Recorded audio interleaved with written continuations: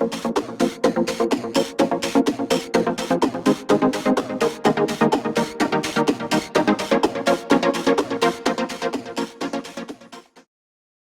it up, but I want to ask you a couple of questions. First, would you be willing to share with me any of your annuity pet peeves?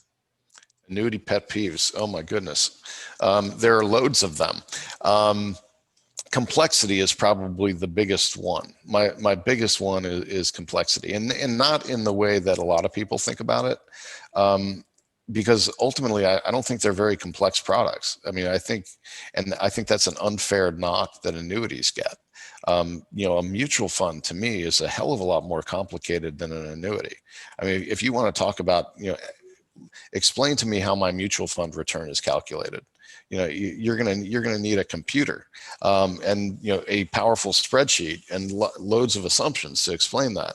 You don't need that necessarily in an annuity. So, but I think the complexity in terms of bringing in riders with different nuances and things like that, which to me are unnecessary.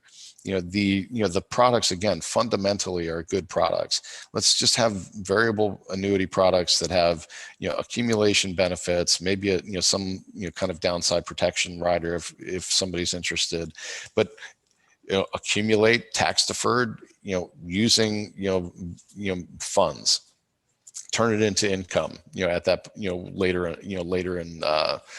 in a client's life, when they're ready for income. Or you've got fixed products. Let's just simply accumulate on a fixed basis, whether it's through an index or, a fixed account, and turn it into income. Keep them super simple. Build products in the way I talk about it, build products that can be used, not sold. And products still are too often built to be sold and not used. And I think that's fundamentally a problem, and that's what's got to change in the annuity market, for all kinds of reasons. We won't even get into all the problems with illustrations and things like that in the way products get constructed. But it's the complexity and the ultimately building products to be sold, not used. Cool. Okay. Did you want to add any other pet peeves? That was a good one. Oh my goodness. That's a good one.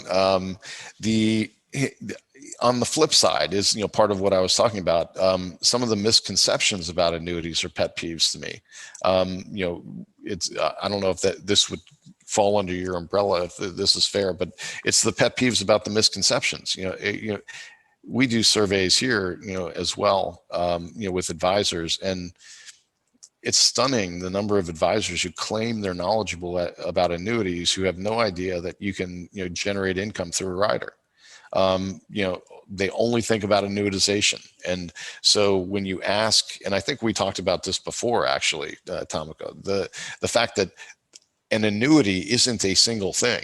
And, often when I talk to, RIAs about annuities, they describe to me some kind of Frankenstein-like product that is this, combination of all the bad things about different kinds of annuities. Well, they're illiquid. Well, no, they're not. I mean, some are, but, not all annuities are illiquid. We've got plenty of variable annuities with no surrender, completely liquid, or even, fixed products that have market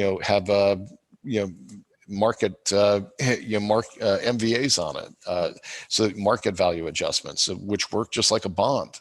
So that's those kind of misperceptions are also annuities. They're complex, which I already talked about as a misperception.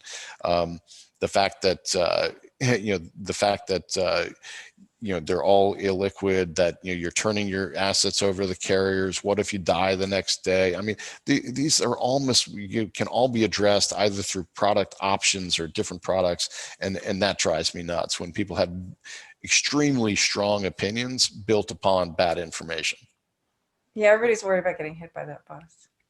Yeah, exactly. And everybody talks about, no, we'll get to another one. Everybody talks about my SPIAs. Everybody talks about SPIAs. Everybody wants to talk about SPIAs, single premium immediate annuity, right? The immediate income annuity. And the fact is, very few people use them. People don't like them. They're conceptually great, but you have to have the right mentality as the consumer to be able to use them. Variable annuities, fixed indexed annuities are far more popular. Let's talk about those products. We can also talk about SPIAs, but it doesn't need to always be about SPIAs. Yeah, you don't have to pander to me because I do love SPIAs. We love SPIAs, but Yes. Yeah, I mean, so they're academically beautiful products, but they're great products. most people don't like them. So But there are a lot of great there are a lot of great, you know what? There are a lot of great solutions out there. So let's totally. leave it at that.